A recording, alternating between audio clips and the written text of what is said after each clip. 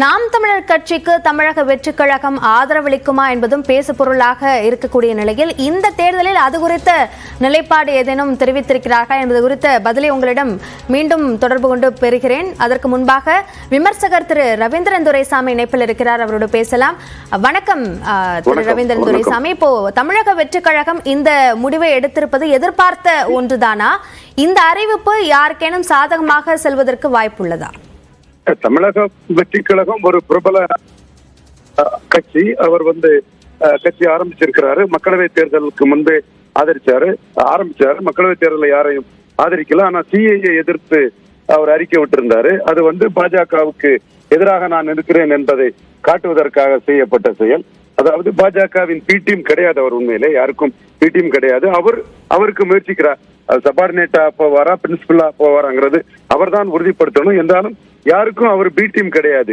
B டீம்ங்கிற ஒரு குற்றச்சாட்டை அவர் மீது ஆதாரமின்றி சில மன வலிமை பெற்ற அரசியல் விமர்சகர்கள் வைப்பார்கள் என்பதற்காக அவர் சிஏ எதிர்ப்பு என்று, பாஜக எதிர்ப்பு என்ற ஒரு முடிவை அங்கு அறிவித்தார். அதற்கு பிறகு அவர் நேரடியாக இல்லாவிட்டாலும் மைக் படத்தை போட்டு தன்னுடைய கோட் படத்திற்கு ஒரு விளம்பரத்தை கொடுத்தார். அது நேரடியாக செய்த ஒரு செயலாக கருத முடியாது. தற்செயலாக செய்ததா அல்லது அவரே திட்டமிட்டு செய்ததா என்பது வாதத்துக்குரிய ஒரு செயல். இப்பொழுது சரத்குமார் திருமங்கலம் இடைத்தேர்தலில் சைனட் சாப்பிட்டது போல் விக்கிரவாண்டி இடைத்தேர்தலில் போட்டியிடுவது சைனட் சாப்பிடுவதற்கு சமம் என்பதை தெளிவாக தெரிந்த நடிகர் விஜய் விக்கிரவாண்டி இடைத்தேர்தல் களத்தில் இறங்கவில்லை. அதாவது இது விஜயகாந்த் கும்மிடிப்பூண்டி காஞ்சிபுரம் இடைத்தேர்தலில் இறங்காமல் செய்த ஒரு நல்ல முடிவு போல் இது அவரை பொறுத்தவரை ஒரு சரியான முடிவுதான். மேலும் இடைத்தேர்தலில் ஒருவருக்கு ஆதரவு என்பதோ அவருக்கு எந்த வகையிலும் அரசியல் ரீதியாக பயன் தராது. எனவே இடைத்தேர்தலில் யாருக்கும் ஆதரவில்லை என்று அவர் எடுத்த முடிவும் ஒரு ப்ரூடன்ட் டிசிஷன் தான், சரியான முடிவு தான். அது அவருடைய அரசியல் முடிவு என்பது பொது தேர்தலில் தான் இருக்கும் என்று தெரிகிறது.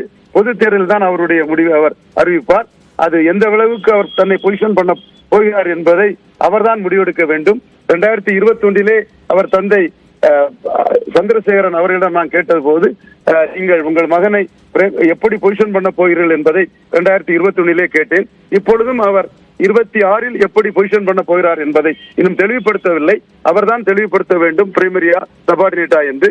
மற்றபடி அவருடைய இந்த விக்கிரவாண்டி தேர்தலில் போட்டியிடாததும் யாருக்கும் ஆதரவில்லை என்று அறிவித்திருப்பதும் மிகவும் நேர்த்தியான சரியான முடிவு.